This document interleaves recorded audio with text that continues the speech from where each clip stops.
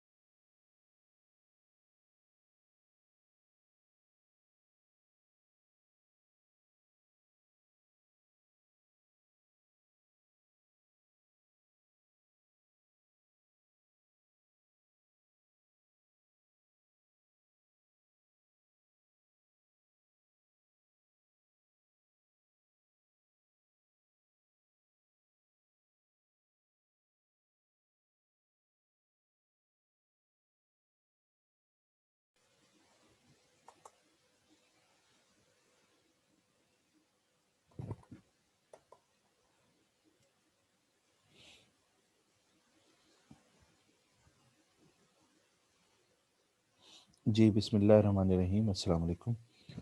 آج ہم نے مانیٹری پالیسی کے بارے میں پڑھنا ہے. تو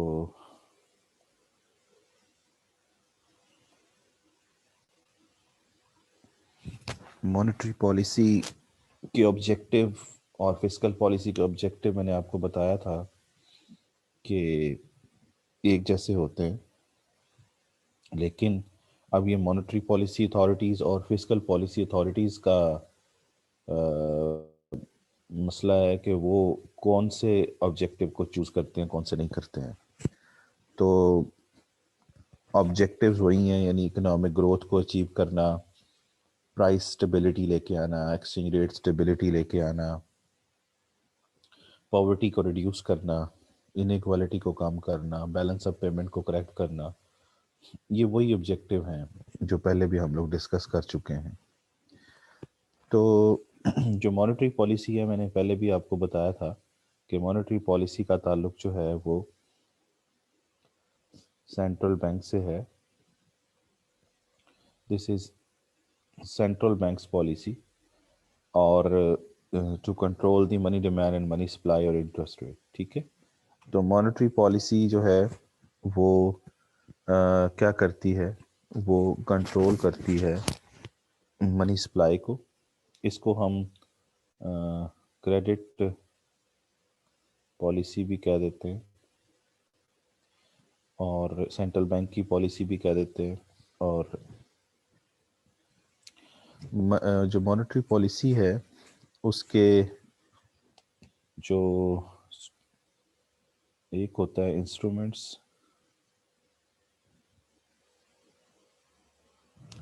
اور انسٹرومنٹس جو ہیں وہ انفلوئنس کرتے ہیں کس کو بھلا؟ انڈیکیٹرز کو. اور انڈیکیٹرز جو ہیں وہ انفلوئنس کرتے ہیں ٹارگیٹس کو.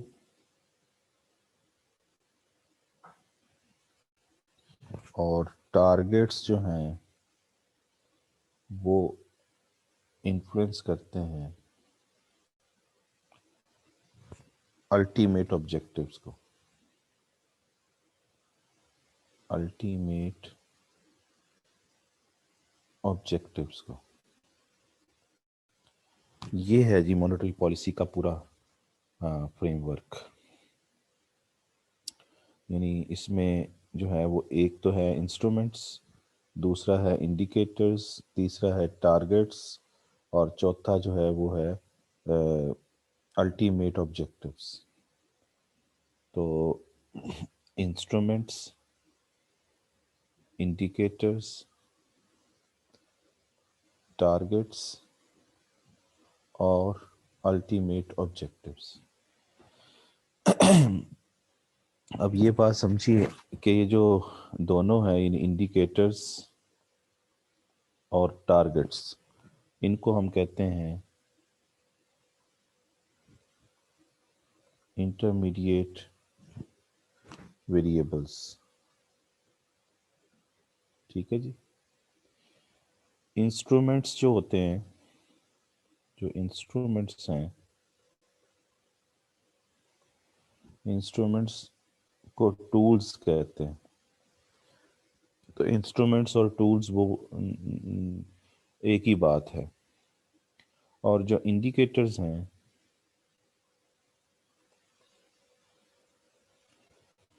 انڈیکیٹرز جو ہیں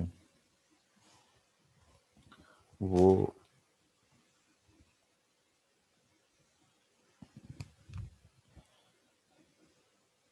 short term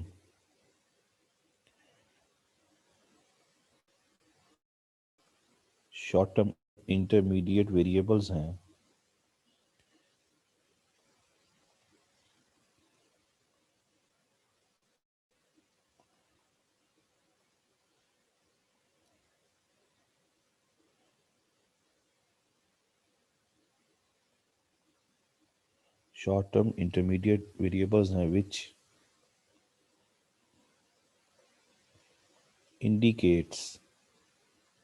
which indicate the direction of monetary policy. ٹھیک ہے جی. جو ٹارگٹس ہیں، ٹارگٹس لانگ ٹرم ہیں، لانگ ٹرم انٹرمیڈیٹ ویریبلس ہیں.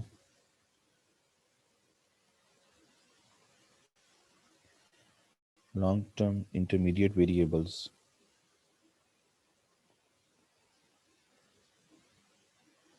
which are closer to the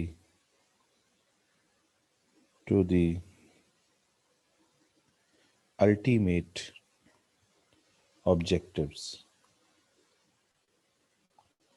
تو یہ ٹارگٹس جو ہیں وہ الٹیمیٹ آبجیکٹیوز کے قریب ہیں، اور جو انڈیکیٹرز ہیں وہ انسٹرومنٹس کے قریب ہیں. یہ دیکھیں، ٹھیک ہے نا جی. اس کا مطلب یہ ہوا کہ یہ جو الٹیمیٹ آبجیکٹیوز ہیں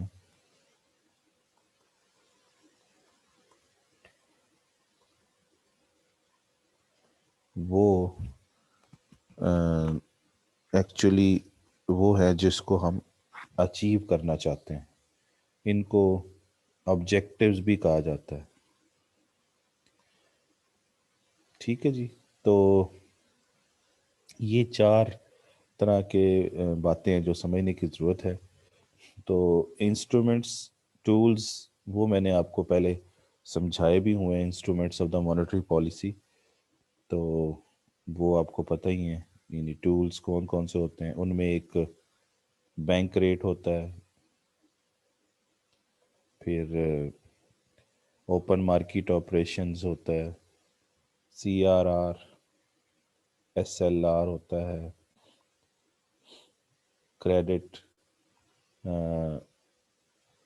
کریڈٹ ریشننگ ہوتا ہے. اس کے علاوہ مارجنل ریکوائرمنٹس ہوتا ہے، پھر مارجنل ریکوائرمنٹس ہوتا ہے، مورل جو ہے وہ مورل پرسویشن ہوتا ہے. ٹھیک ہے.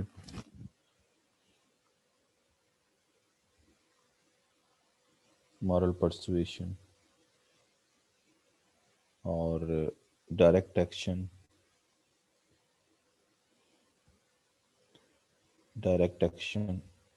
پبلسٹی. یہ سارے کیا ہیں؟ یہ انسٹرومنٹس ہیں یا انہیں tools of the monetary policy کہتے ہیں. یہ میں نے پہلے آپ کو سمجھائے ہوئے ہیں سارے. اچھا، اب جو آبجیکٹیوز ہیں وہ بھی سمجھائے ہوئے ہیں آپ لوگوں کو. آبجیکٹیوز کیا کیا ہوتے ہیں؟ تو آبجیکٹیوز کیا کیا ہوتے ہیں مانیٹری پالیسی کے؟ تو آبجیکٹیوز میں آپ لوگ جانتے ہیں کہ یہ ہوتا ہے کہ اکنامک گروتھ کو اچیو کرنا ہوتا ہے. ٹھیک ہے نا جی، جو الٹیمیٹ آبجیکٹیو ہیں. ٹھیک ہے نا، اکنامک گروتھ کو اچیو کرنا ہوتا ہے. میں لکھ دیتا ہوں.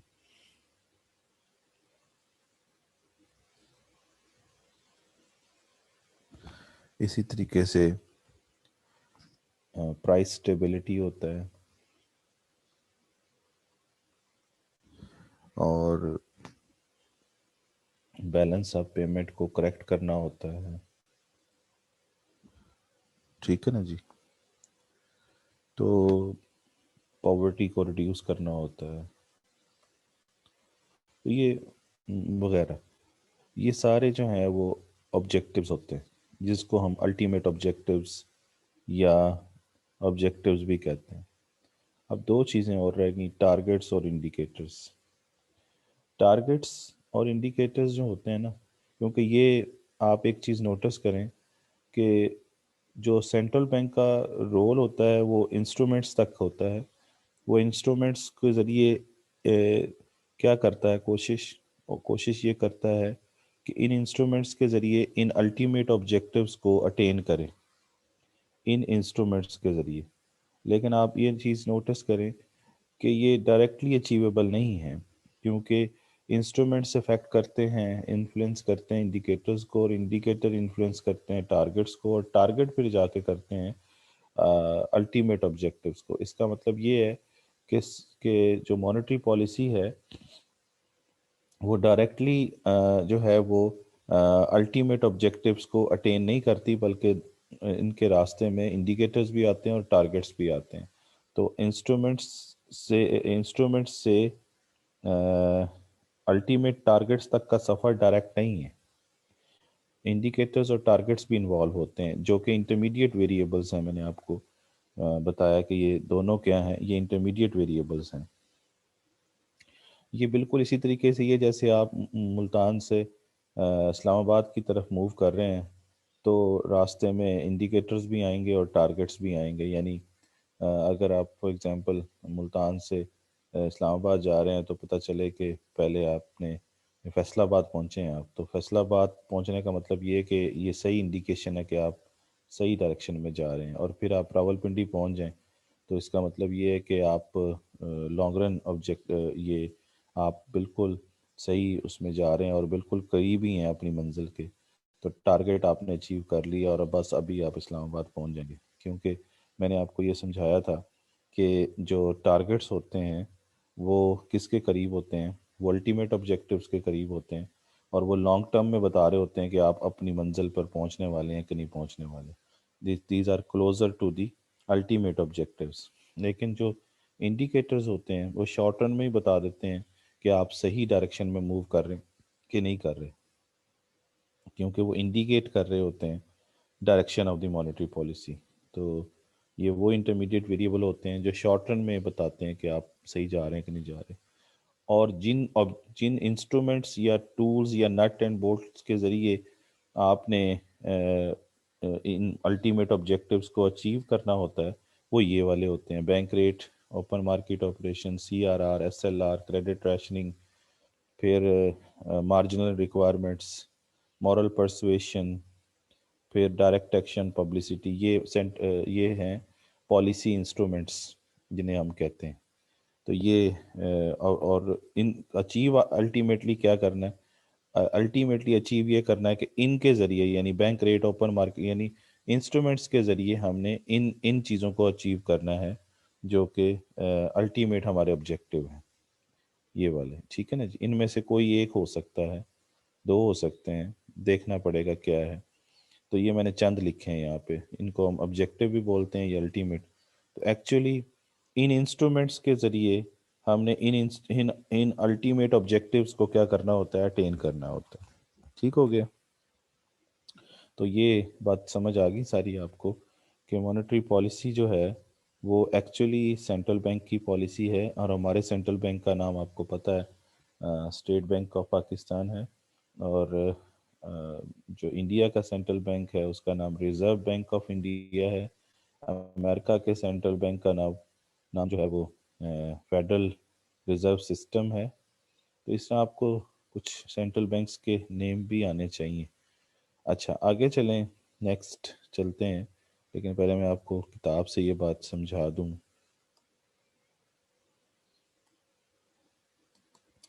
یہ ہے جی بک، اور بک میں بھی آپ کو یہ بتایا جا رہا ہے کہ مانیٹری پالیسی جو ہے that shows the relationship between the interest rate and supply of money in an economy, اور ان کے ذریعے کس کو افیکٹ کرنا ہوتا ہے، ان کے ذریعے ایگریگیٹ ڈیمانڈ کو افیکٹ کرنا ہوتا ہے. یہ بات میں نے آپ کو پہلے بتائی تھی کہ مانیٹری پالیسی اور فسکل پالیسی دونوں ہی ڈیمانڈ سائڈ پالیسیز ہیں، ان کو ڈیمانڈ مینجمنٹ پالیسیز کہتے ہیں. تو یہ جو مانیٹری پالیسی ہے یہ ایکچولی منی سپلائی اور انٹرسٹ ریٹ کی پالیسی ہے جو کہ ایگریگیٹ ڈیمانڈ کو افیکٹ کرتی ہے. یعنی مانیٹری پالیسی منی سپلائی اور انٹرسٹ ریٹ کی پالیسی ہے، اور ان دونوں کے ذریعے آپ نے کس کو افیکٹ کرنا ہوتا ہے، ایگریگیٹ ڈیمانڈ کو افیکٹ کرنا ہوتا ہے. ٹھیک ہے. اچھا جی، اب یہاں پر وہی بات جو میں نے ابھی آپ کو سمجھائی ہے کہ مانیٹری پالیسی جو ہے وہ الٹیمیٹ اکنامک آبجیکٹیوز کو اٹین کرنا ہے، اور وہ انفلیشن کو، balance of payments, trade, full employment, growth کو اچیو کرنا ہے. To achieve these ultimate objectives authorities will set the intermediate objective of the monetary policy. intermediate objective میں نے ابھی آپ کو سمجھائے ہیں وہ کیا ہوتے ہیں. ٹھیک ہے نا جی؟ تو وہ کیا ہیں؟ تو انٹرمیڈیٹ آبجیکٹیوز جو ہیں وہ علیحدہ سے آپ سیٹل کریں گے. یعنی انٹرمیڈیٹ آبجیکٹیوز کا مطلب یہ ہے کہ آپ کے انڈیکیٹرز اور ٹارگٹس. ٹھیک ہے نا؟ تو وہ کیا کیا ہیں وہ آپ کے سامنے. اچھا، تو انٹرمیڈیٹ جو آبجیکٹیوز ہیں مانیٹری پالیسی کے وہ ہیں interest rate, money supply growth rate, exchange rate اور کریڈٹ. یہ چار آپ کو انٹرمیڈیٹ، ان میں سے کچھ جو ہیں وہ انڈیکیٹرز ہیں، کچھ جو ہیں وہ ٹارگٹس ہیں. یعنی انٹرمیڈیٹ میں نے آپ کو بتایا تھا نا دو ہوتے ہیں، ایک انڈیکیٹرز اور ایک ٹارگٹس. تو یہ ایک، یہ دو، یہ تین اور یہ چار، یہ چاروں ویریبل یوز ہوتے ہیں as a intermediate objective of the monetary policy. اور انٹرمیڈیٹ دو طرح کے ہوتے ہیں، ایک کو ہم ٹارگٹس کہتے ہیں اور ایک کو ہم انڈیکیٹرز کہتے ہیں نا. انڈیکیٹرز اور ٹارگٹس یہ دونوں کیا کہلاتے ہیں؟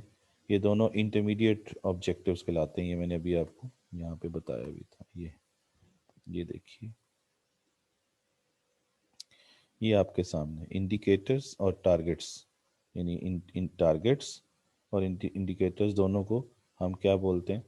ان کو ہم بولتے ہیں انٹرمیڈیٹ ویریبلس یا انٹرمیڈیٹ آبجیکٹیوز. ٹھیک ہے.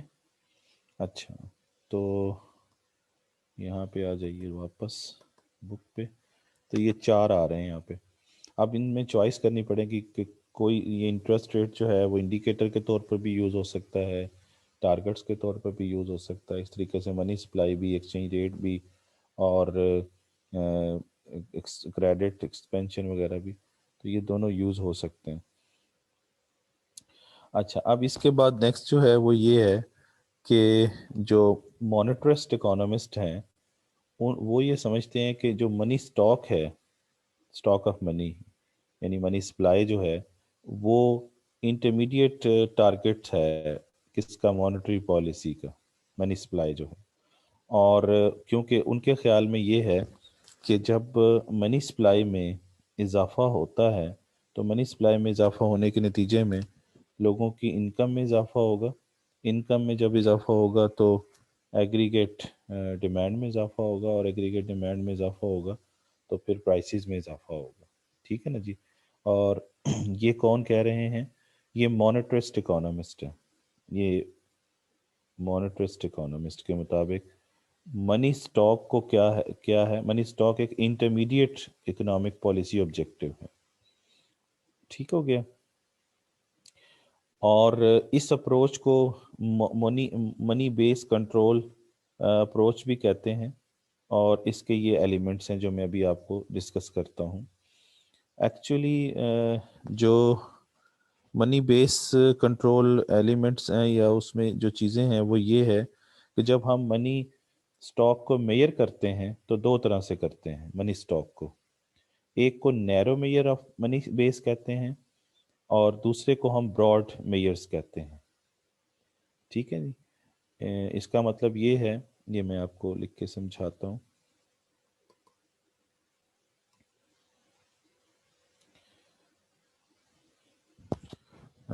منی بیس کنٹرول. تو منی بیس کنٹرول جو ہے وہ ایکچولی کس سے ریلیونٹ ہے. پہلے ہمیں یہ پتہ ہونا چاہیے کہ منی اسٹاک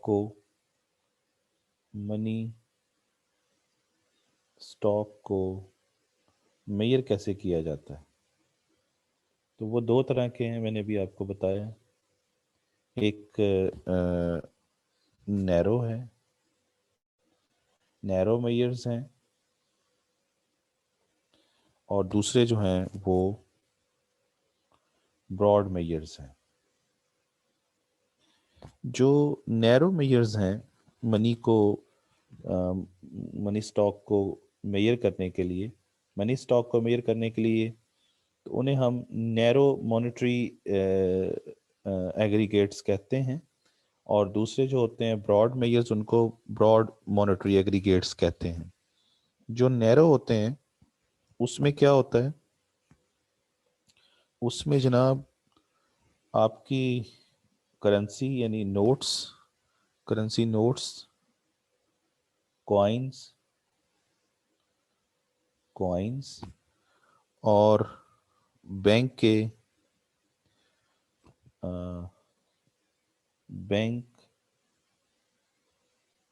اون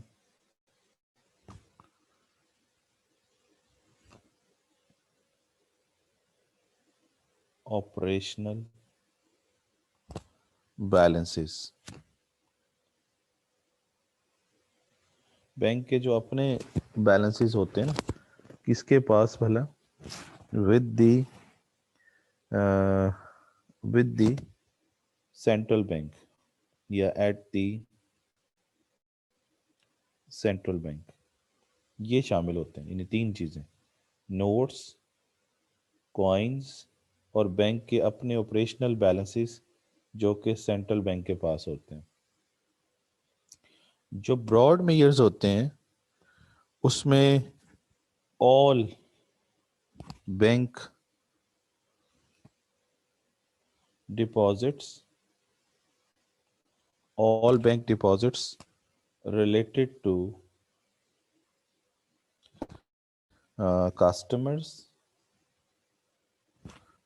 کسٹمرز پلس اس میں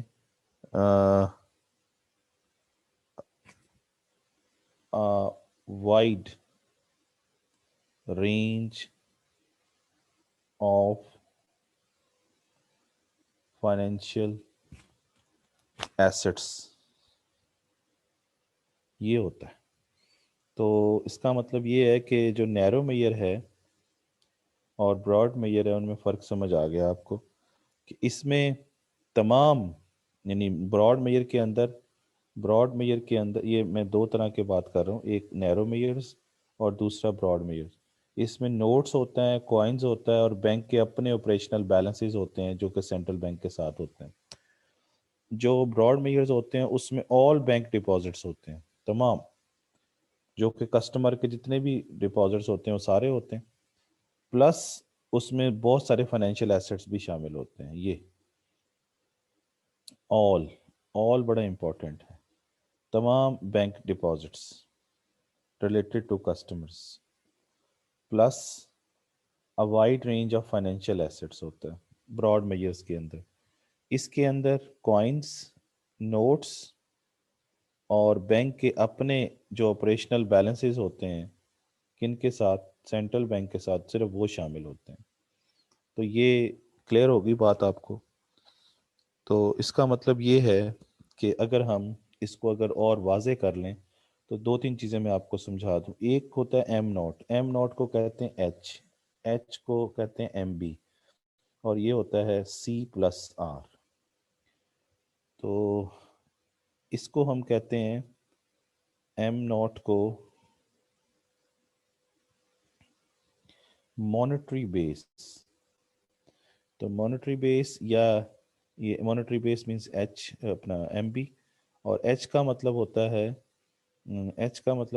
high powered money.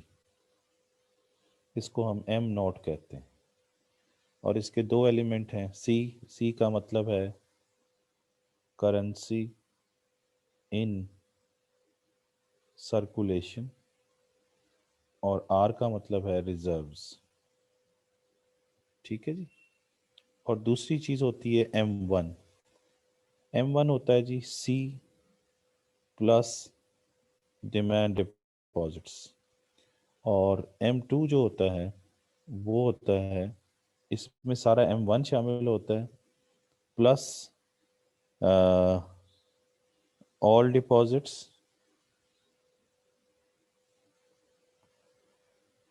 Of customers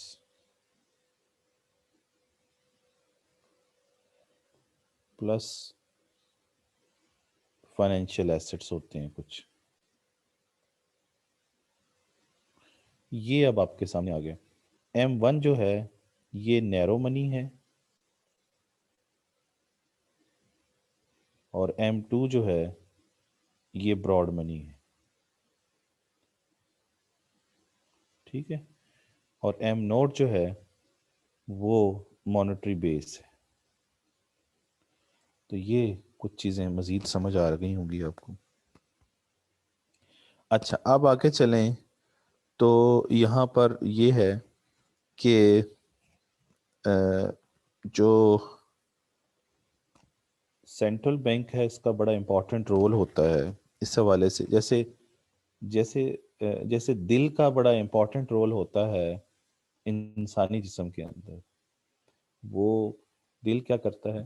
وہ بلڈ سرکولیٹ کرتا ہے، اور وہ یہ نہیں دیکھتا کہ انگوٹھے میں سے لے کے سر تک جو ہے وہ خون کو سرکولیٹ کرتا ہے. جہاں پر سرکولیشن جو ہے وہ جہاں پہ فار ایگزامپل خون نہ پہنچا تو وہ حصہ ڈیڈ ہو سکتا ہے. اسی طریقے سے جو سینٹرل بینک ہوتا ہے اس کا بڑا امپورٹنٹ رول ہوتا ہے، وہ بھی سرکولیٹ کرتا ہے بلڈ کو. اور وہ بلڈ کیا ہے؟ وہ منی ہے.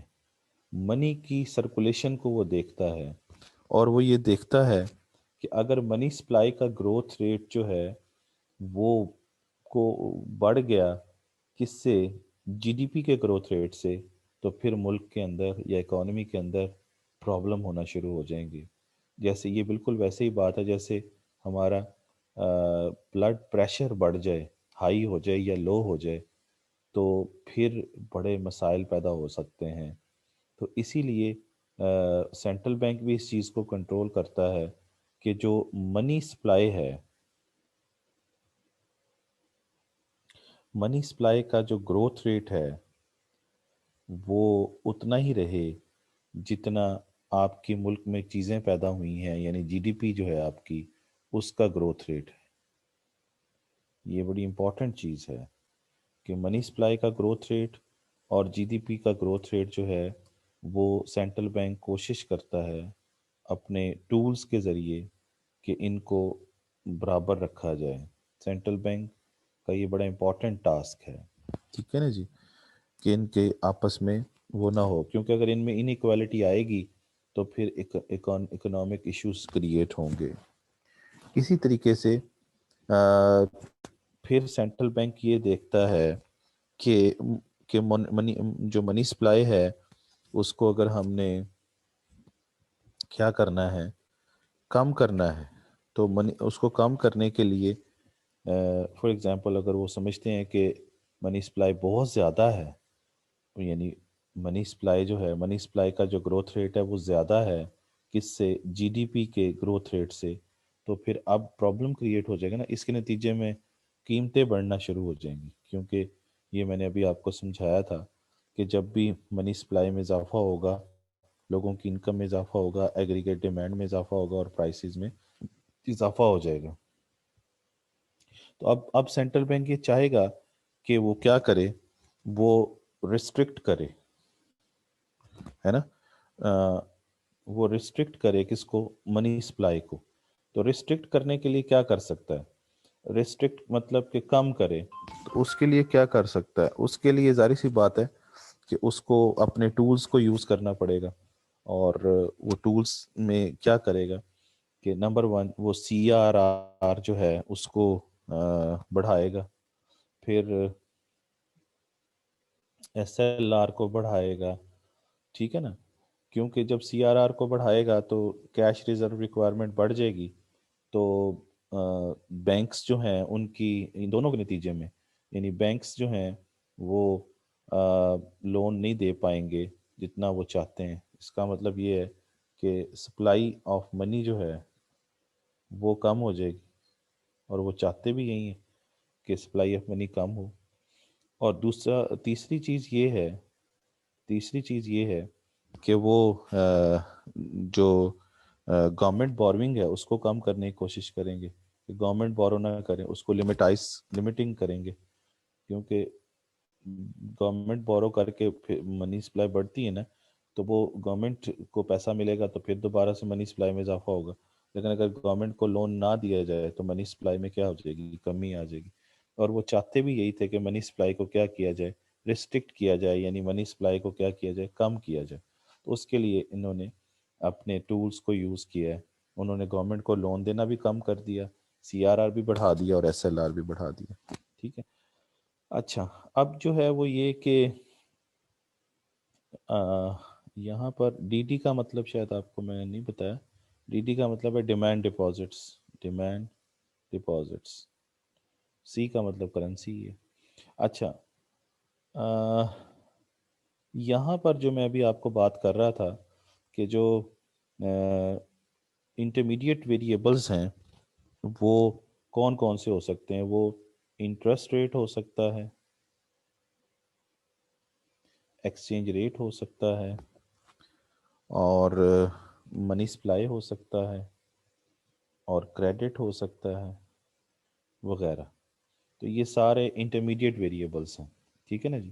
اب ان انٹرمیڈیٹ ویریبلس کا مطلب یہ ہے کہ ان میں سے کچھ یا تو انڈیکیٹرز ہوں گے یا ٹارگیٹس ہوں گے، کیونکہ انٹرمیڈیٹ ویریبلس دو ہی ہیں نا، یا وہ انڈیکیٹرز ہیں یا وہ ٹارگیٹس ہیں. تو یہ جو سارے میں نے نیچے ویریبلس لکھے ہیں تو ان میں سے کچھ انڈیکیٹرز بھی بن سکتے ہیں، کچھ ٹارگیٹس بھی بن سکتے ہیں. تو اب ہم دیکھتے ہیں کہ انٹرسٹ ریٹ جو ہے وہ کیسے یوز کر سکتے ہیں ہم لوگ. تو اس کو میں آپ کو بک کے ذریعے بتا دوں. یہ دیکھیے، یہ جو ہے یہ ہے effects of changing interest rate. یہاں پہ آ رہا ہے یوزز آف انٹرسٹ ریٹ. تو انٹرسٹ ریٹ کے یوز دیکھیں، interest rate as a target بھی یوز ہو رہا ہے، interest rate as a indicator بھی یوز ہو رہا ہے. ٹھیک ہے نا جی.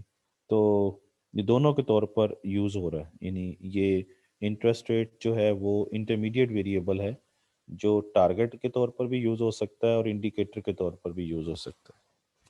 اگر ہم اس میں ایز اے ٹارگیٹ رکھتے ہیں انٹرسٹ ریٹ کو، تو اس کا مطلب یہ ہے کہ انٹرسٹ ریٹ اگر بڑھے گا تو انٹرسٹ ریٹ کے بڑھنے سے کیا ہوگا، ملک کے اندر سیونگز تو بڑھنا شروع ہو جائیں گی، کیونکہ سیور خوش ہوں گے کہ ان کو زیادہ سود مل رہا ہے. لیکن انٹرسٹ ریٹ کے بڑھنے سے انویسٹر کو نقصان ہوتا ہے، کیونکہ ان کو زیادہ سود پہ قرضہ ملتا ہے تو وہ انویسٹمنٹ کم کر دیتے ہیں. اور دوسری طرف سیور جب سیونگ زیادہ کرے گا انٹرسٹ ریٹ کی وجہ سے، تو کنزمپشن ملک میں کم ہو جائے گی، کیونکہ آپ کو پتہ ہے کہ Y is equal to C plus S ہے. اگر یہ جو ہے وہ کم ہو رہا ہے تو اس کی وجہ یہ کہ یہ پھر یہ بڑھ رہا ہے، سیونگ بڑھ رہا ہے. تو سی بڑھے گا تو ایس کم ہو جائے گا، اور سی کم ہوگا تو ایس بڑھ جائے گا۔ جب آپ خرچے کم کریں گے تو اس کا مطلب سیونگ کر رہے ہیں، جب خرچے زیادہ کریں گے تو اس کا مطلب سیونگ کم ہو جائے گی۔ تو کنزمپشن اور سیونگ میں نیگیٹو ریلیشن شپ ہے۔ تو انٹرسٹ ریٹ کے بڑھنے کے نتیجے میں یہ تینوں ویریبلس کا ریلیشن شپ آپ کے سامنے ہے۔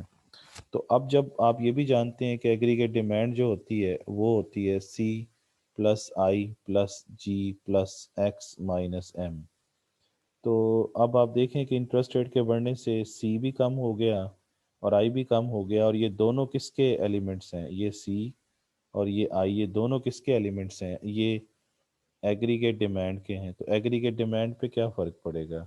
ایگریگیٹ ڈیمانڈ کم ہو جائے گی۔ تو اس کا مطلب انٹرسٹ ریٹ کا ایگریگیٹ ڈیمانڈ کے ساتھ جو ریلیشن شپ ہے وہ کیا ہے؟ وہ نیگیٹو ہے۔ ٹھیک ہو گیا؟ اچھا، دوسری طرف یہ ہے کہ interest rate as a indicator to achieve, یہ تھا interest rate as a target. اب یہ ہے اور یہ کس لیے یوز کیا جا رہا تھا؟ یہ ایگریگیٹ ڈیمانڈ کو کنٹرول کرنے کے لیے یوز کیا جا رہا تھا۔ اب یہاں پہ ہے کہ achieve the money supply target as a indicator کیسے یوز ہوگا؟ یہ دیکھیں کہ انٹرسٹ ریٹ کے ساتھ منی سپلائی کا کیا لنک ہے۔ تو انٹرسٹ ریٹ اگر بڑھے گا تو اس کا مطلب یہ ہے کہ ملک کے اندر بوروئنگ کیا ہو جائے گی؟ بورو لوگ زیادہ کریں گے؟ نہیں، کیونکہ سود زیادہ دینا پڑ رہا ہے تو بوروئنگ کم ہو جائے گی۔ جب بوروئنگ کم ہوگی تو ملک کے اندر منی سپلائی کم ہو جائے گی، کیونکہ بینکوں کے پاس ہی رہ جائے گا نا پیسہ، مارکیٹ میں نہیں جائے گا، کرنسی ان سرکولیشن میں اضافہ نہیں ہوگا، تو منی سپلائی میں کمی آ جائے گی۔ ٹھیک ہے نا جی؟ اچھا، اس کے بعد اگر ہم چلیں تو اگلی بات وہ ایکسچینج ریٹ کے حوالے سے آپ کو بتا رہے ہیں، اور یہ بات پہلے ہم نے ڈسکس کی ہوئی ہے، یہ والی بات کہ انٹرسٹ ریٹ کا ایکسچینج ریٹ کے ساتھ جو ریلیشن شپ ہے وہ کیا ہے؟ وہ پازیٹیو ہے۔ تو اس کا مطلب یہ ہوا کہ انٹرسٹ ریٹ بڑھے گا تو ایکسچینج ریٹ بھی کیا ہوگا؟ بڑھ جائے گا۔ یہ پازیٹیو ریلیشن شپ ہے۔ اور یہ ریلیشن شپ کیسے ہے وہ میں آپ کو سمجھا بھی دیتا ہوں۔ اس کی وجہ یہ ہے کہ جب آپ کے ملک کے اندر انٹرسٹ ریٹ بڑھے گا تو انٹرسٹ ریٹ کے بڑھنے سے آپ کے جو فائنینشیل ایسٹس ہیں اس میں اضافہ ہوگا۔ Demand for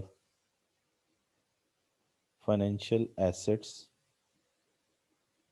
in local currency, یعنی وہ فائنینشیل ایسٹس جو کہ لوکل کرنسی میں ہے، اس کی کیونکہ انٹرسٹ ریٹ بڑھ گیا نا آپ کے ملک کے اندر، تو ڈیمانڈ فار فائنینشیل ایسٹ یعنی آپ کے بانڈس کی ڈیمانڈ دنیا بھی کرے گی، کیونکہ آپ اس کے اوپر زیادہ جو ہے وہ سود دے رہے ہیں، تو اس کی وجہ سے آپ کی کرنسی کی ڈیمانڈ میں اضافہ ہو جائے گا۔ ڈیمانڈ فار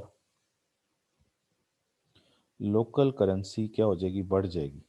جب ڈیمانڈ فار لوکل کرنسی بڑھے گی تو لوکل کرنسی کا ایکسچینج ریٹ کیا ہو جائے گا؟ وہ بھی بڑھ جائے گا۔ تو آپ کے سامنے ہے کہ یہ پازیٹیو ریلیشن شپ ہے کہ انٹرسٹ ریٹ جو ہے وہ اگر بڑھتا ہے تو ایکسچینج ریٹ بھی کیا ہے؟ بڑھ جاتا ہے۔ This shows the positive relationship, یہ جو میں نے ابھی یہاں پہ بات کی تھی آپ سے۔ تو انٹرسٹ ریٹ کا ایکسچینج ریٹ کے اوپر افیکٹ کیا ہے؟ پازیٹیو ہے۔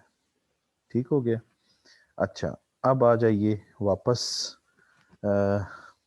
اگلی چیز کے اوپر، وہ کیا ہے کہ impact of the rise in interest rate. تو انٹرسٹ ریٹ کے بڑھنے سے کیا کیا اثرات ہوتے ہیں؟ ایک تو میں نے آپ کو بتا دیا ہے کہ ایکسچینج ریٹ کے اوپر کیا ہو رہا ہے، ڈیمانڈ کے اوپر کیا ہو رہا ہے، منی سپلائی کے اوپر کیا ہو رہا ہے۔ تین چیزیں میں نے بتائی، دوبارہ سے یہی بات بتائی جا رہی ہے کہ کیا ہوتا ہے۔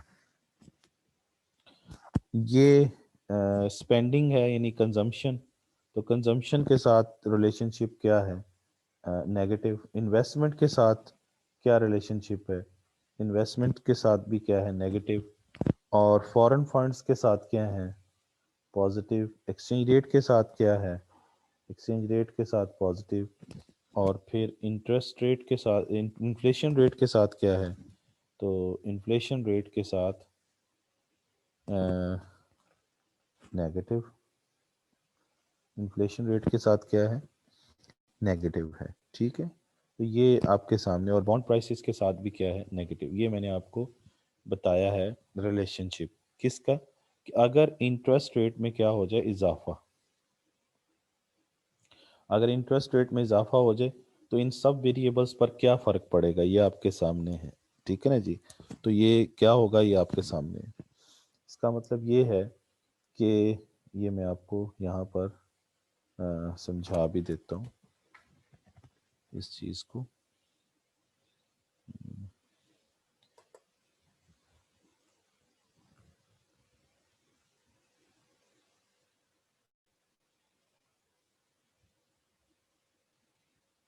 جی،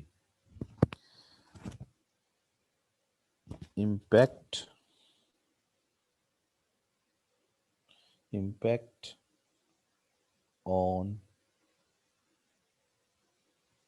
various variables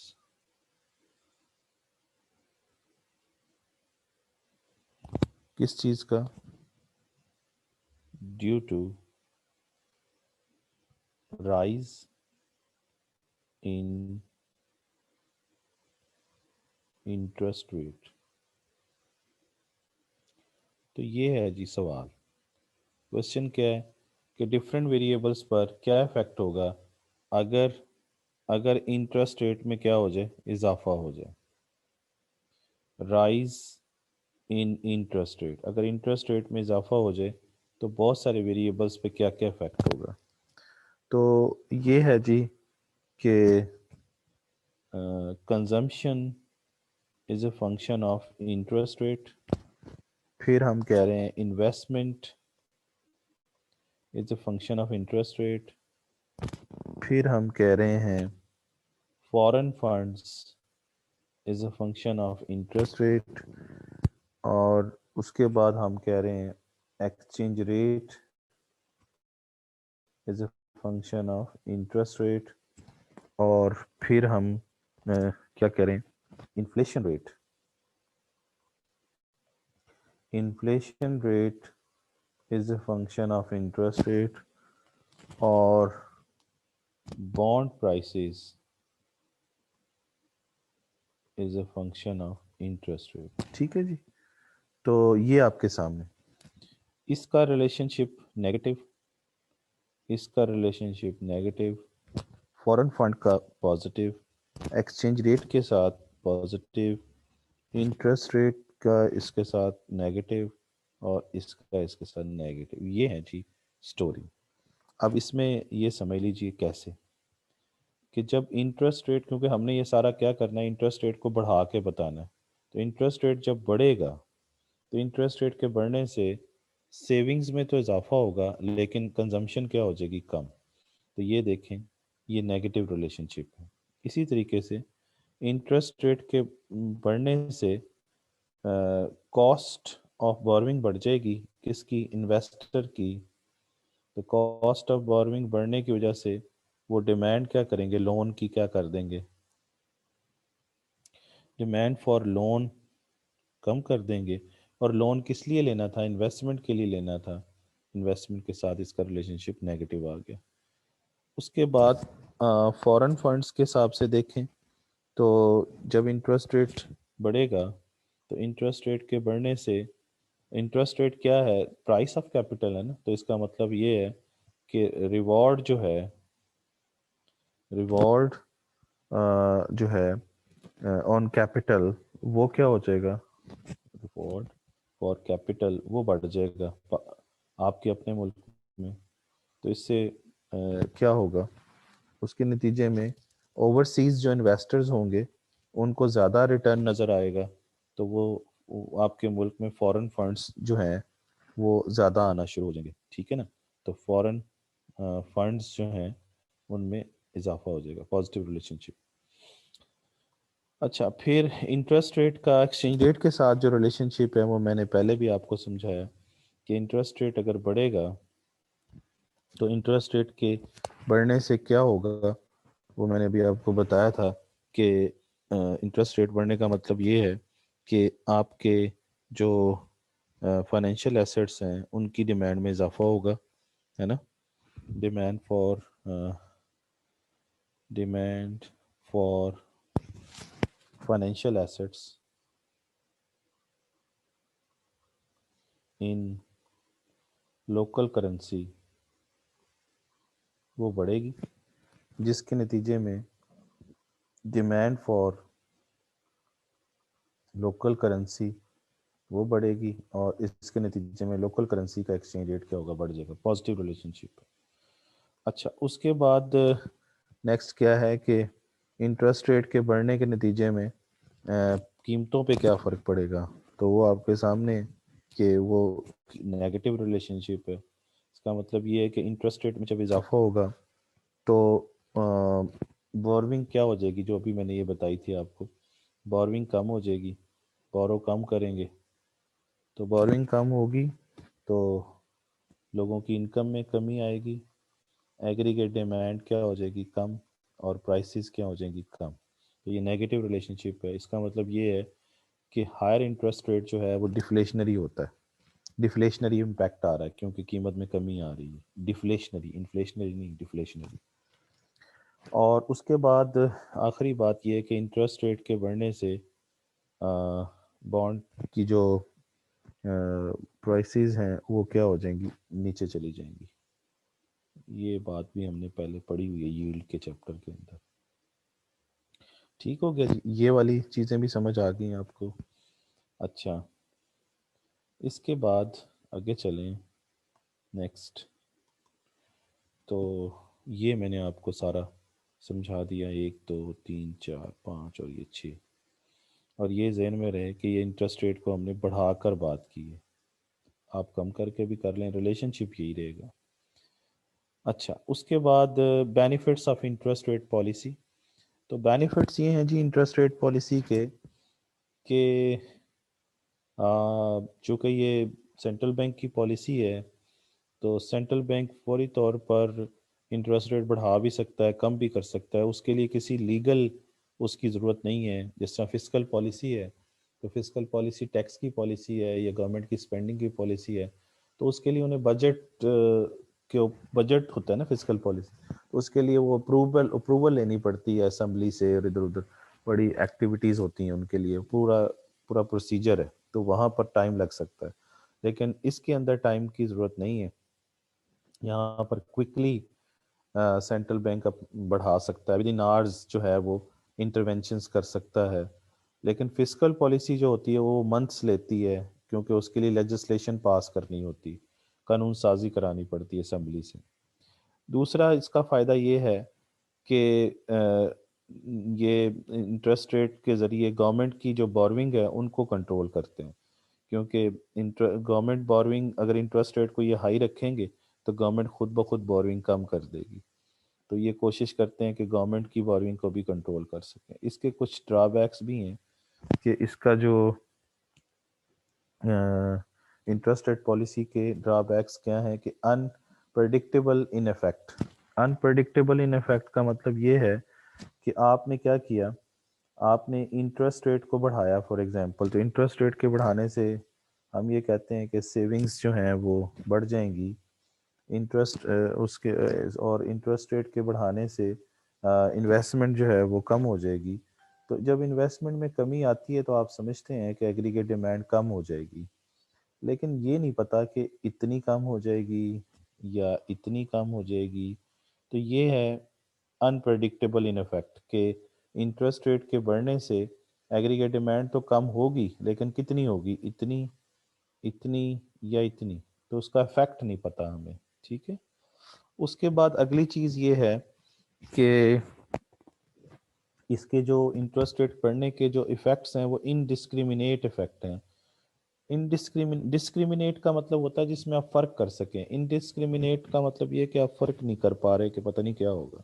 इसका मतलब ये कि कोई पता नहीं चल रहा कि इंटरेस्ट रेट का क्या नतीजा निकलेगा। जैसे मैं इसको समझा देता हूँ कि इंटरेस्ट रेट के बढ़ने से क्या होगा, बोरविंग क्या हो जाएगी, कम हो जाएगी, बोरविंग कम हो जाएगी। बोरविंग कम होने के नतीजे انٹرسٹ ریٹ کے بڑھنے سے بارونگ کم ہو جائے گی، لیکن انٹرسٹ ریٹ کے بڑھنے سے سیونگ تو بڑھے گی نا. اچھا، جب سیونگ بڑھے گی تو لوگوں کی انکم میں اور اضافہ ہوگا، کیونکہ سیونگ کے اوپر ان کو انٹرسٹ ریٹ ملے گا نا. انٹرسٹ ریٹ بڑھنے سے ان کی انکم میں اضافہ ہوگا تو وہ سپینڈنگ بڑھا دیں گے. اچھا، دوسری طرف یہ ہے کہ جب بورونگ کم ہو جائے گی، بورونگ جب کم ہوگی تو اس کے نتیجے میں اسمال بزنسز جو ہیں وہ بند ہونا شروع ہو جائیں گے، کیونکہ انہوں نے تو بزنس نے تو پیسے لے کے کام کرنا تھا نا بینکوں سے. اس کے نتیجے میں جب اسمال بزنسز بند ہوں گے تو لوگ بے روزگار ہوں گے، تو الٹیمیٹلی ان کی انکم کم ہوگی، تو یعنی انکم کم ہوگی تو وہ اسپینڈنگ بھی کیا کریں گے، کم کر دیں گے. یہ ہے کہ ایک طرف تو انٹرسٹ ریٹ کے بڑھنے کا افیکٹ یہ ہے کہ اسپینڈنگ بڑھ رہی ہے، لیکن دوسرا افیکٹ یہ آ رہا ہے کہ اسپینڈنگ کم ہو رہی ہے. تو اس لیے کوئی پتہ نہیں چل رہا کہ انٹرسٹ ریٹ کے بڑھنے سے اسپینڈنگ بڑھے گی یا کم ہو جائے گی. اس لیے اس کو اس نے کہا ہے کہ انڈسکریمنیٹس افیکٹ، کہ آپ واضح طور پر نہیں بتا سکتے کہ اسپینڈنگ بڑھے گی یا کم ہوگی. تو یہ ہے اس کا ڈرا بیک. ٹھیک ہے نا جی. اچھا، اب آگے چلیں کہ exchange rate as a target of monetary policy. میں نے آپ کو بتایا تھا کہ ایکسچینج کے جو مانیٹری پالیسی ہے اس کے جو انٹرمیڈیٹ ویریبلس ہوتے ہیں ان میں انٹرسٹ ریٹ بھی شامل ہے، منی سپلائی بھی شامل ہے، ایکسچینج ریٹ بھی شامل ہے اور کریڈٹ بھی شامل ہے. تو پہلے ہم نے انٹرسٹ ریٹ کو دیکھا ہے، اب ہم ایکسچینج ریٹ کو دیکھ رہے ہیں یہاں پہ، اور ایکسچینج ریٹ کو ایز اے ٹارگیٹ دیکھ رہے ہیں. ٹھیک ہے نا جی، ایکسچینج ریٹ کو ایز اے ٹارگیٹ دیکھ رہے ہیں. اچھا، اب یہ چیز سمجھیے کہ ایکسچینج ریٹ کے کم ہونے کے نتیجے میں اگر ہم ایکسچینج ریٹ کو کم کرتے ہیں، ایکسچینج ریٹ جب کم ہوگا تو اس کا نتیجہ کیا نکلے گا؟ اس کا نتیجہ یہ نکلے گا کہ آپ کی جو ایکسپورٹس کی قیمتیں ہیں وہ کم ہو جائیں گی، لیکن امپورٹ کی جو پرائسز ہیں وہ بڑھ جائیں گی. یہ بات میں نے پہلے سمجھائی ہوئی ہے. جب ایکسپورٹ کی قیمتیں کم ہوں گی تو اس کے نتیجے میں ڈیمانڈ ایکسپورٹس کی کیا ہوگی، بڑھ جائے گی، اور امپورٹ مہنگی ہونے کی وجہ سے ڈیمانڈ فار امپورٹ کیا ہو جائے گی، کم ہو جائے گی. اور الٹیمیٹلی ان دونوں چیزوں کے نتیجے میں آپ کی جب ایکسپورٹس بڑھیں گی اور امپورٹ کم ہوگی تو ایگریگیٹ ڈیمانڈ آپ کے ملک کی بڑھ جائے گی. ایگریگیٹ ڈیمانڈ، کیونکہ ایگریگیٹ ڈیمانڈ جو ہے وہ ہے سی، آئی، جی اور ایکس، یہ چار اس کے کمپوننٹس ہیں نا مین. تو ایکس کے بڑھنے سے یہاں پہ یہ ایکس بڑھ رہا ہے نا، ایگریگیٹ ڈیمانڈ پہ افیکٹ جا رہا ہے. ایگریگیٹ ڈیمانڈ بڑھے گی تو ایگریگیٹ ڈیمانڈ کے بڑھنے سے پرائسز میں کیا ہوگا، اضافہ ہو جائے گا. تو اس کا مطلب یہ ہے کہ یہ جو میں نے پچھلی بات کی تھی وہ تو یہاں پر آپ کو سمجھایا تھا کہ انٹرسٹ ریٹ کا ایکسچینج ریٹ پہ افیکٹ. یہاں پر ہم بات کر رہے ہیں کہ ایکسچینج ریٹ کا پرائسز پہ افیکٹ. تو اس کا مطلب یہ ہے کہ پرائس جو ہے، price is a function of exchange rate, meaning that کہ امپیکٹ آف ایکسچینج ریٹ ہم دیکھ رہے ہیں، impact of exchange rate on prices, اور وہ کیا آ رہا ہے، نیگیٹو ہے. امپیکٹ آف ایکسچینج ریٹ، یہ دیکھیں کہ اگر ایکسچینج ریٹ جو ہے وہ کم ہو جاتا ہے تو پرائسز میں کیا ہوگا، اضافہ. تو نیگیٹو ریلیشن شپ ہے. ٹھیک ہے نا جی. تو میننگ دیٹ کہ اگر ایکسچینج ریٹ کم ہوگا تو پرائسز بڑھ جائیں گی، اور اگر ایکسچینج ریٹ بڑھے گا تو پرائسز کیا ہو جائیں گی، کم ہو جائیں گی. تو یہ نیگیٹو ریلیشن شپ ہے ایکسچینج ریٹ اور پرائسز کا. اور یہ اس کی سٹوری جو میں نے نیچے سمجھا دی. مطلب کہ اگر اسی طرح سے الٹ کر کے دیکھ لیں کہ ایکسچینج ریٹ کو بڑھا دیں گے تو اس کے ایکسچینج ریٹ کے بڑھانے کے نتیجے میں آپ کی ایکسپورٹ کی پرائسز کیا ہو جائیں گی، بڑھ جائیں گی، اور امپورٹ کی پرائسز کیا ہو جائیں گی، کم ہو جائیں گی. اور اس کا نتیجہ کیا نکلے گا، جب ایکسپورٹ مہنگی ہوگی تو ڈیمانڈ فار ایکسپورٹ کم ہو جائے گی، لیکن امپورٹ سستی ہونے کے نتیجے میں امپورٹ کی ڈیمانڈ میں اضافہ ہو جائے گا. تو الٹیمیٹلی جب ایکسپورٹ میں کمی آئے گی تو ایگریگیٹ ڈیمانڈ کم ہو جائے گی اور پرائسز بھی کیا ہو جائیں گی, کم ہو جائیں گی. ٹھیک ہے جی, یہ دونوں میں نے ایکسچینج ریٹ کو کم کر کے بھی سمجھا دیا, ایکسچینج ریٹ کو بڑھا کے بھی سمجھا دیا, اور آپ کو بتایا کہ ایکسچینج ریٹ کا یہ افیکٹ ہے پرائسز کے اوپر, پرائس کا افیکٹ نہیں ہے ایکسچینج ریٹ کے اوپر. یہ ذہن میں رہیں, یہاں پر نہیں سمجھایا جا رہا. تو یہ دونوں میں نے سمجھا دیا, ایکسچینج ریٹ کم کر کے بھی اور ایکسچینج ریٹ کو بڑھا کر بھی. ٹھیک ہے نا جی. تو بہرحال ان اکانومیز میں جہاں پر جو زیادہ تر ٹریڈ پر ڈیپینڈنٹ ہوتی ہیں ان کو ایکسچینج ریٹ کی پالیسی بڑی سوچ سمجھ کے بنانی چاہیے, کیونکہ ایکسچینج ریٹ کے نتیجے میں ان کے اپنے ملک کی قیمتوں پر افیکٹ پڑے گا, جو کہ ریلیشن شپ آپ کے سامنے ہے کہ وہ نیگیٹو ریلیشن شپ ہوتا ہے. اچھا جی, تو instruments of the monetary policy, تو انسٹرومنٹس تو میں آپ کو بتا چکا ہوں, پہلے بھی پڑھا چکا ہوں. اس کو ٹولز آف مانیٹری پالیسی کہتے ہیں. یہ یاد ہوگا آپ کو کہ وہ کون کون سے ہیں, کوالیٹیٹیو بھی ہوتے ہیں اور کوانٹیٹیو بھی ہوتے ہیں, دونوں طرح کے جو ہے وہ انسٹرومنٹس ہوتے ہیں. یہ ہم پچھلے لیکچرز میں ڈیٹیل کے ساتھ پڑھ آئے ہیں, تو آپ اس کو ایک دفعہ خود آپ دیکھ لیجئے گا.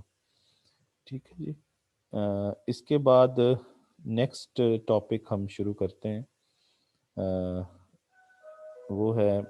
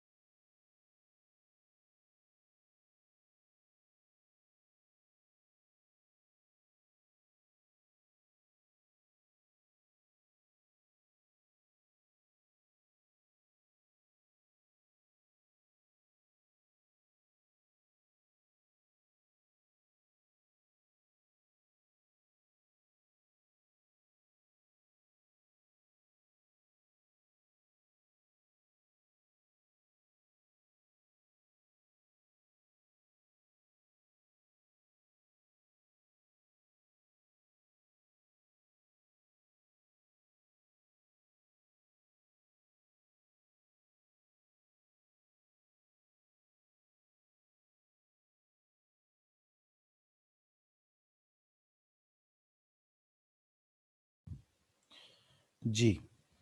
تو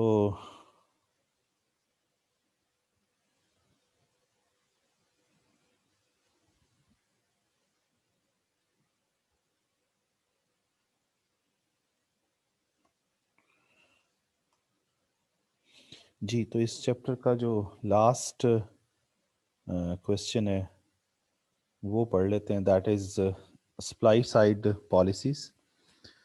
تو سپلائی سائڈ پالیسیز جو ہوتی ہیں وہ میں نے پہلے بھی آپ کو بتایا تھا کہ یہ آپ کی جو ایگریگیٹ سپلائی ہے اس کو افیکٹ کرتی ہیں, جا کے ایگریگیٹ سپلائی کو افیکٹ کرتی ہیں. اور یہ آپ کو ڈیٹیل سے میں نے بتایا تھا کہ ڈیمانڈ سائڈ پالیسیز ہوتی ہیں اور سپلائی سائڈ پالیسیز ہوتی ہیں. تو جو سپلائی سائڈ ہوتی ہیں وہ ایگریگیٹ سپلائی کو افیکٹ کرتی ہیں, جو ڈیمانڈ سائڈ ہوتی ہیں وہ ایگریگیٹ ڈیمانڈ کو کرتی ہیں. تو جو ڈیمانڈ مینجمنٹ پالیسیز ہوتی ہیں وہ کس کو کنٹرول کرتی ہیں؟ یہ یوز ہوتی ہیں فار کنٹرولنگ ایگریگیٹ ڈیمانڈ، اور اس میں دو ہوتی ہیں، ایک فسکل پالیسی اور دوسری جو ہے وہ مانیٹری پالیسی۔ اچھا، دوسری طرف جو ہیں وہ کون سی ہیں جس پر ابھی ہم بات کر رہے ہیں؟ وہ ہے aggregate supply policies. Aggregate supply policies جو ہیں وہ کس کو جو ہے وہ افیکٹ کرتی ہیں؟ وہ کرتی ہیں جی availability, quality and cost of production, cost of factors of production, یعنی availability of the factor of production, quality of the factor of production اور cost of the factor of production.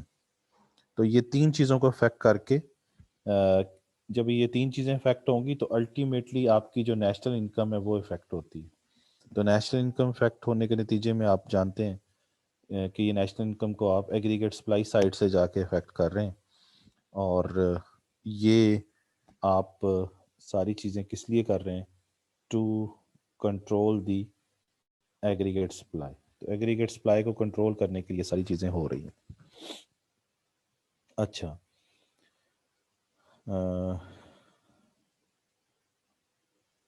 Next کیا ہے؟ نیکسٹ یہ ہے کہ یہ ایک صفحہ ہے اس میں کہ سپلائی سائڈ، جو سپلائی سائڈ اکنامکس ہے وہ کیا شو کر رہی ہے؟ وہ یہ بتا رہی ہے آپ کو کہ supply side economics defined as an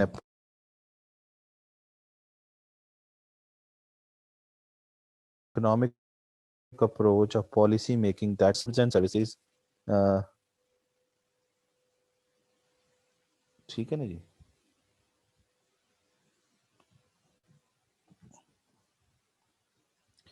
یہ اس میں 1 2 3 4 5 پوائنٹس ہیں جو بڑے امپورٹنٹ ہیں۔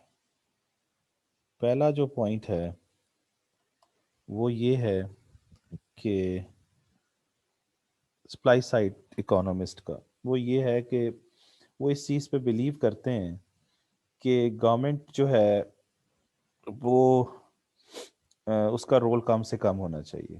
یعنی اس میں پہلی چیز یہ ہے کہ جو آؤٹ پٹ ہے، پرائسز ہیں اور امپلائمنٹ ہے، یہ کیا ہے؟ یہ ایگریگیٹ سپلائی کی کنڈیشنز ہیں۔ یعنی ایگریگیٹ سپلائی کو افیکٹ کر کے آپ آؤٹ پٹ، پرائسز اور امپلائمنٹ کو افیکٹ کرتے ہیں۔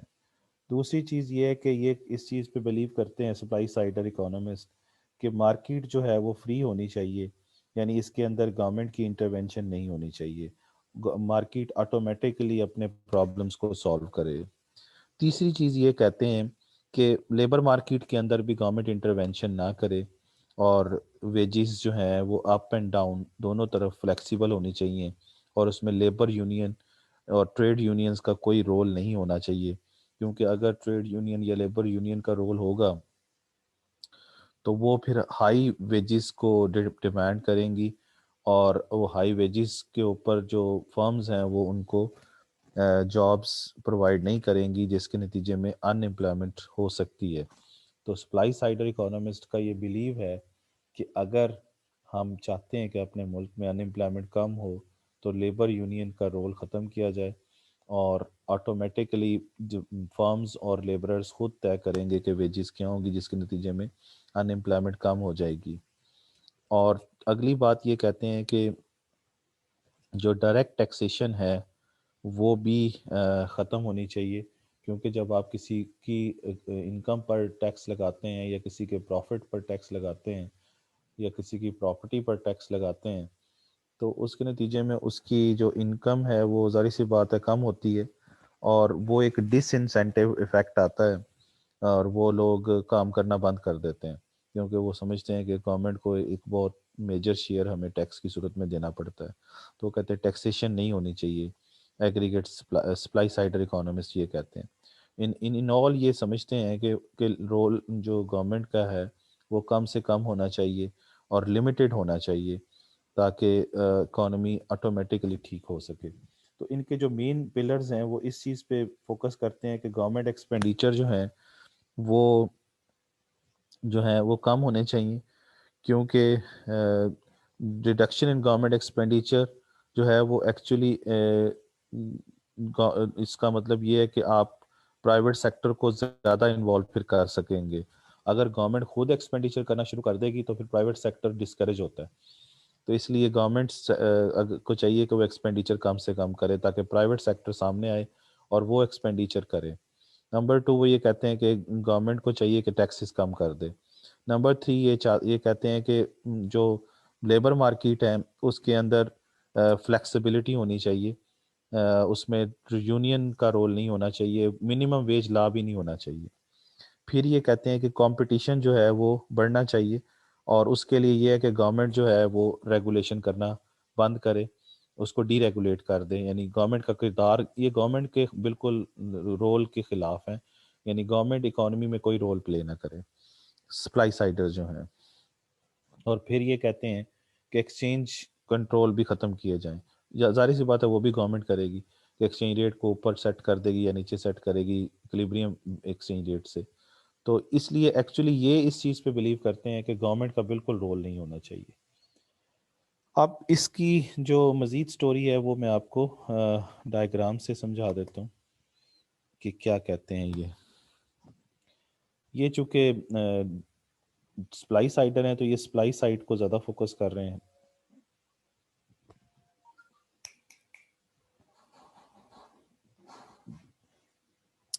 اچھا، یہاں پر یہ ڈائیگرام میں دیکھیں، یہ پرائس لیول ہے اور یہ کیا ہے، یہ نیشنل انکم ہے. اور فار ایگزامپل یہ آپ کے پاس ایگریگیٹ سپلائی ہے اور یہ لانگ رن ایگریگیٹ سپلائی کرو ہے جو ورٹیکل ہوتا ہے. یہ ایگریگیٹ سپلائی کرو شارٹ رن ایگریگیٹ سپلائی کرو ہے. اور یہ یہاں پر ایک پوائنٹ ہم لے لیتے ہیں اس جگہ پر، یہ ایگریگیٹ ڈیمانڈ کرو ہے. تو یہاں پر دیکھیں تو اس چیز کو ہم میکرو اکنامک ایکویلبریم کہتے ہیں. At point E this is called macro economic equilibrium. اور یہاں پر جو پرائسز ہیں وہ یہ آ گئی ہیں آپ کے پاس، دیٹ از اینی پرائس. اس کو پوائنٹ ای کو ہم پرائس P1 کہہ دیتے ہیں، ٹھیک ہے نا جی. اب یہاں پر یہ کہہ رہے ہیں کہ اگر فار ایگزامپل ایگریگیٹ ڈیمانڈ میں اضافہ ہو جاتا ہے، اور یہ تو اس بات کو مانتے ہی نہیں ہے کہ ایگریگیٹ ڈیمانڈ کرو کو شفٹ کیا جائے، لیکن جسٹ فار کمپیریزن یہ کہہ رہے ہیں کہ ایگریگیٹ ڈیمانڈ 1 سے 2 پر چلی جائے تو آپ کو یہ نظر آتا ہے کہ آؤٹ پٹ جو ایکویلبریم ہے وہ E1 سے E2 پر چلا جائے گا. لیکن ایکچولی وہ کہتے ہیں کہ یہ چیز جو ہے یہ شارٹ رن میں تو ہو سکتی ہے، لیکن لانگ رن میں ایکویلبریم یہیں پر آئے گا واپس، جو کہ E3 پر ہوگا، اور پرائسز میں اتنا اضافہ ہو جائے گا جو کہ P2 کے برابر ہے. تو یہ یہاں پر جو نیشنل انکم ہے اس کو Y0 کا نام دے دیتے ہیں ہم لوگ. تو یہ کہتے ہیں کہ ایگریگیٹ ڈیمانڈ میں جو یہ اضافہ ہو کے جو آپ کو نظر آ رہا ہے کہ اتنی آؤٹ پٹ میں اضافہ ہوا ہے، یہ ایکچولی نہیں ہوا، کیونکہ آپ فل امپلائمنٹ سے آگے جا نہیں سکتے، کیونکہ یہاں پر ایگریگیٹ سپلائی کر ورٹیکل ہے. جہاں پر ایگریگیٹ سپلائی ورٹیکل ہوتا ہے وہ والی جو نیشنل انکم ہوتی ہے یہ فل امپلائمنٹ لیول بھی ہوتی ہے. تو آپ فل امپلائمنٹ سے آگے کیسے جا سکتے ہیں؟ تو اس لیے یہ چیز ٹھیک نہیں ہے. تو وہ اس چیز کے لیے جو اپنی پالیسی دیتے ہیں وہ کہتے ہیں کہ اگر آپ نیشنل انکم میں اضافہ کرنا چاہتے ہیں تو ڈیمانڈ کے بجائے نہ کریں، ڈیمانڈ کو چھوڑ دیں اور آپ سپلائی کے ذریعے اس میں اضافہ کریں. جیسے پہلے جو ایگریگیٹ سپلائی کرو ہے وہ یہ ہے لانگ رن ایگریگیٹ سپلائی کرو، اور یہ آپ کے پاس ایگریگیٹ ڈیمانڈ کرو ہے. تو یہاں پر ایکویلبریم ہوا نا اس پوائنٹ پر. تو یہ فار ایگزامپل یہ P2 ہے پوائنٹ، یہ وہی ہے جو یہاں پہ شو کی تھی یعنی E3 پر. تو اب اگر آپ چاہتے ہیں کہ آؤٹ پٹ میں جو ہے وہ اضافہ ہو تو آپ ایگریگیٹ سپلائی کرو کو شفٹ ہونے دیں. جب آپ ایگریگیٹ سپلائی کرو کو شفٹ کریں گے تو اس کے نتیجے میں کیا ہوگا کہ آؤٹ پٹ میں اضافہ ہوگا، نیشنل انکم میں اضافہ ہوگا، اور پھر پرائسز جو ہیں وہ نیچے آ جائیں گی اور پرائسز P2 سے P3 پر چلی جائیں گی، نیچے آ جائیں گی. تو یہ ایگریگیٹ سپلائی میں اضافہ کر کے بتاتے ہیں آپ کو، اور پرائسز میں کمی شو کر رہے ہیں یہاں پہ. یہ ہے جی ان کا ڈفرنس. تو ان کے مین پلرز یہی ہیں جو میں نے ابھی آپ کو بتا دیے ہیں. اور اگلی بات جو میں نے آپ کو بتائی تھی کہ یہ کہتے ہیں کہ کسی بھی مارکیٹ کے اندر گورنمنٹ کا رول سب سے کم ہونا چاہیے، بلکہ ہونا ہی نہیں چاہیے. خاص طور پر وہ لیبر مارکیٹ کے اندر کہتے ہیں. جیسے ہم لیبر مارکیٹ کا ڈائیگرام بنا لیں تو یہاں پہ لیبر ہے اور یہاں پہ ویجز ہیں. تو یہ for example supply of labour ہے اور یہ ڈیمانڈ فار لیبر ہے. تو یہاں پر ایکلیبریم ویج آ گئی آپ کے پاس نا، تو اس کو ہم W1 کہہ دیتے ہیں. اور یہاں پر یہ جو ہے لیبر اتنی امپلائی ہوئی ایکلیبریم کے اوپر. تو اب وہ کہتے ہیں کہ اگر لیبر یونین کی وجہ سے ویجز یہاں پہ آ جاتی ہیں W0 پہ، تو یہاں پر دیکھیں کہ آپ کو ایک گیپ نظر آئے گا کہ سپلائی آف لیبر تو زیادہ ہوگی لیکن ڈیمانڈ فار لیبر کم ہو جائے گی. کیونکہ اس ویج ریٹ پہ جو فرمز ہیں وہ تو کہیں گے ہم تو ڈیمانڈ کم کریں گے لیکن مزدور زیادہ کام کرنا چاہیں گے، وہ اپنی سپلائی زیادہ دیں گے. لیکن اصل چیز تو ڈیمانڈ فار لیبر سے ڈٹرمن ہوگی نا، جنہوں نے ان کو امپلائمنٹ دینی ہے. تو اتنی بے روزگاری پیدا ہو جائے گی. اور اتنی بے روزگاری مطلب کہ یہ کیوں ہوئی؟ کیونکہ یا تو یہ منیمم ویج کی وجہ سے ہوئی کہ گورنمنٹ نے کہا کہ یہاں پہ ویج رکھ دیں، یا ٹریڈ یونین نے کہا کہ ہماری ویج اتنی ہونی چاہیے، جس کے نتیجے میں ان امپلائمنٹ کریٹ ہوگی. یعنی at W0 supply of labor is greater than demand for labor and that creates the unemployment. تو ان امپلائمنٹ بڑھے گی تو اس کا مطلب یہ ہے کہ اس کے نتیجے میں آؤٹ پٹ میں کیا ہو جائے گی؟ کمی آ جائے گی، اور آؤٹ پٹ میں کمی کے نتیجے میں پرائسز بڑھ جائیں گی. تو یہ وہ کہتے ہیں کہ اس کو ریجڈ نہ کریں، اس کو فکس نہ کریں، بلکہ جب یہ اس کو فلیکسیبل رکھیں گے تو آٹومیٹکلی دوبارہ ایکلیبریم یہاں پہ ہو جائے گا اس جگہ پر، اور یہ ان امپلائمنٹ جو ہے وہ ختم ہو جائے گی. ٹھیک ہو گیا جی. تو یہ سپلائی سائڈ والوں کی پالیسیز تھیں. تو یہاں تک چیزیں ہمیں سمجھ آ گئیں. باقی ان شاء اللہ تعالیٰ نیکسٹ لیکچر میں پڑھتے ہیں. یہ چیپٹر ختم ہو گیا. Thank you very much and اللہ حافظ.